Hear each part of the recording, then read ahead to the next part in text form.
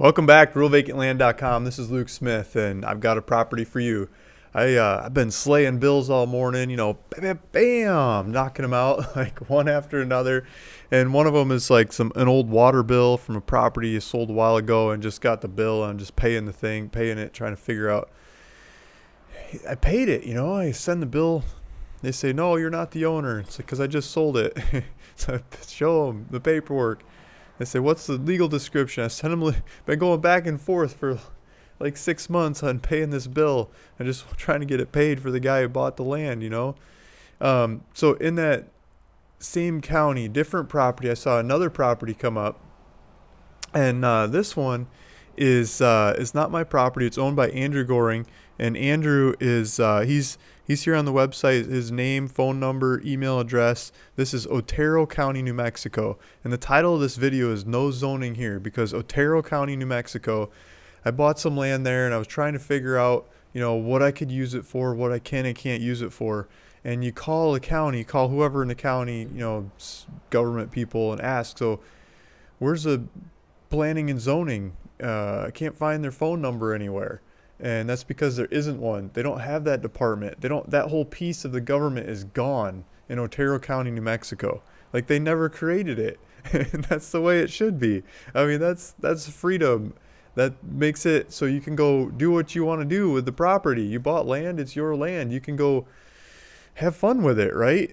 So let's take a look at this property that's in Otero County, New Mexico. There's two of them in Otero County, New Mexico on the website right now. The other one's in a neighborhood that has some regulations.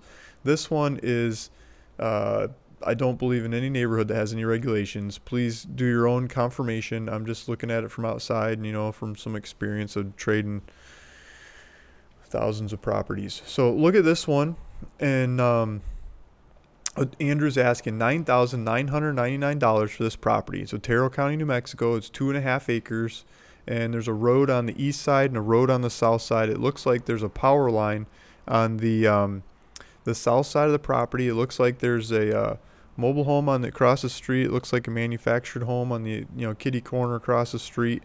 Looks like some neighbors have some pools. Looks like they don't keep, maybe they're growing tilapia or something in their pool, because that one looks like it went green. This looks like it started with a mobile home, and then they added on, they had some kids, and they added on some more, and they wanted a place to watch TV, and they added on another bedroom. I don't know what they're doing, but you get the idea. You can just go start with what you want to start with and add on from there, like the neighbors are doing. So there's numerous people living around this area. There is a pivot point rotation circle over the next block over. So these people are getting water somehow. They're getting electricity. There's an electricity line there. There's probably some telecommunications of some kind, at least cell service, probably data coming off of it. Just to the northeast of there a little bit is Telerosa. I always love the name of that town. Whoever came up with these names did a good job. Oh, wow. Excuse me.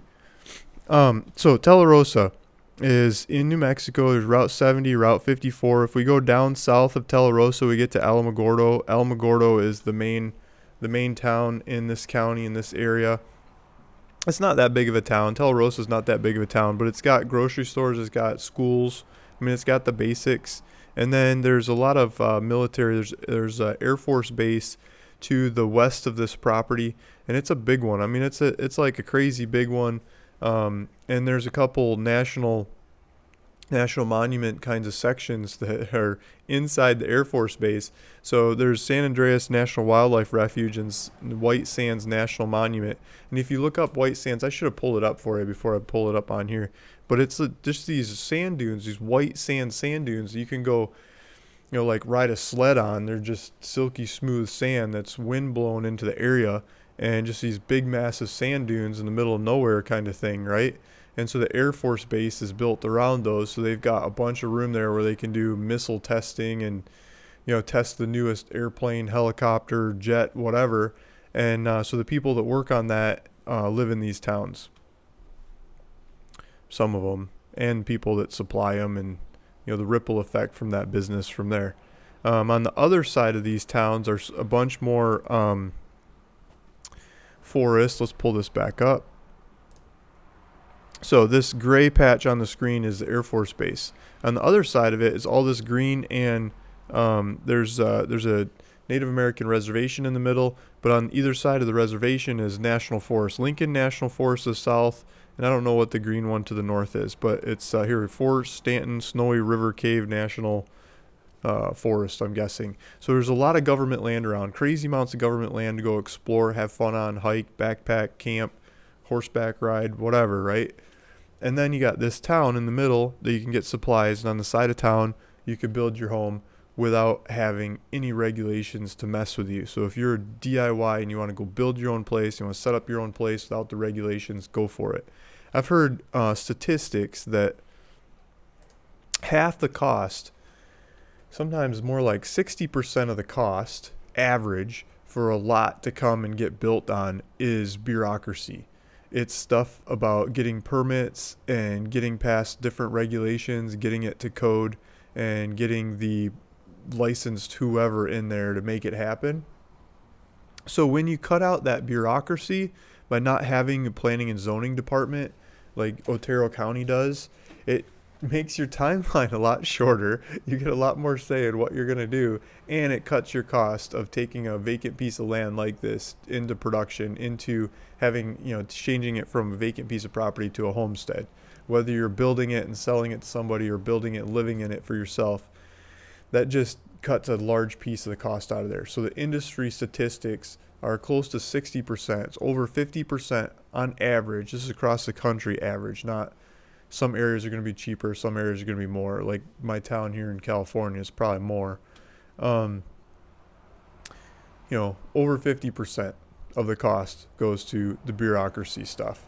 So cut that bureaucracy out. Go buy some land in Otero County, New Mexico, and make it easier on yourself. So that's the idea. So let's go back to this one. So we're on the map, Tularosa. Well, let's zoom out some more. I'll show you where this is. So to the south, we've got El Paso. That's the big town where you could like fly in and out of. Texas to the south, Albuquerque to the north with skiing and things. Phoenix further west, and Dallas a good deal further east.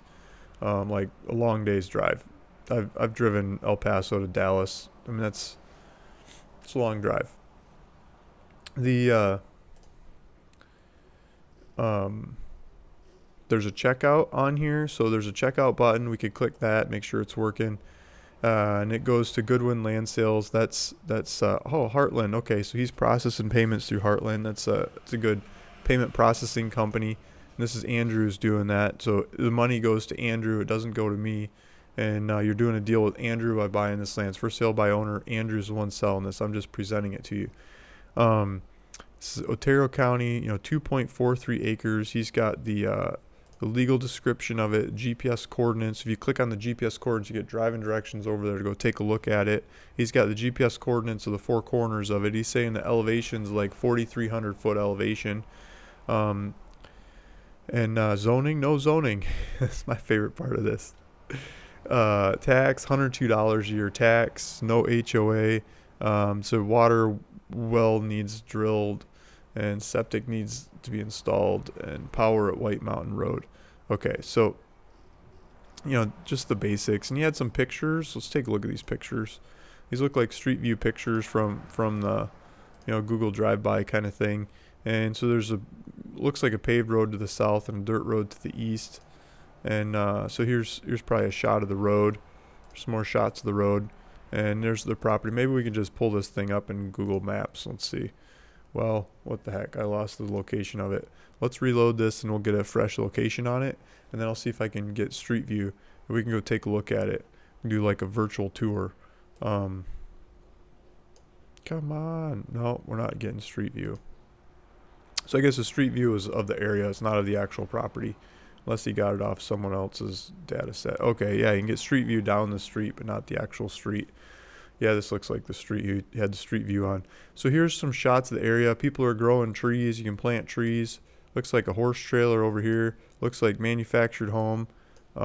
Using old railroad ties to hold up barbed wire fence.